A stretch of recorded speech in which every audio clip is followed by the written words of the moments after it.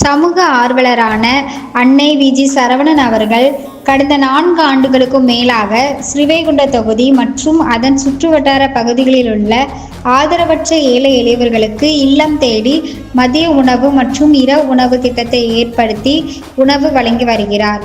இந்நிலையில் தமிழக வெற்றிக் கழகத்தின் ஐம்பெரும் கொள்கை தலைவர்களுள் ஒருவரான சமூக ஆர்வலர் அஞ்சலை அம்மாளை கொள்கை தலைவராக அறிவித்ததன் ஈர்ப்பால் தமிழக வெற்றிக் கழகத்துடன் இணைந்து தமிழக வெற்றிக் கழக தலைவர் தளபதி திரு விஜய் அவர்களின் ஆசியுடன் கழக பொதுச் செயலாளர் அண்ணன் புசி என் ஆனந்த் அவர்களின் வழிகாட்டுதலின்படியும் 13/11/2025 அன்று 1248வது நாளாக ஏரல், உண்டியலூர், ஸ்ரீவைகுண்டம், கோட்டைக்காடு, சிறுத்தண்டநல்லூர் மற்றும் கீழமங்கலக்குறிச்சி அதன் சுற்றுவட்டார பகுதிகளில் உள்ள 161 ஆதரவற்ற ஏழை எளியவர்களுக்கு தமிழக வெற்றிக் கழகம் தூத்துக்குடி மேற்கு மாவட்டம் சமூக ஆர்வலரான அன்னை வி.ஜி. சரவணன் அவர்களின் சார்பில் மதிய உணவாக முட்டையுடன் கூடிய வெஜிடபிள் பிரியாணி சாப்பாடு வழங்கப்பட்டது.